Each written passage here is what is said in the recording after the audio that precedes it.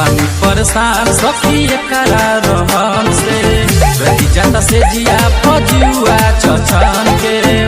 जाने मर दह कवना टाइप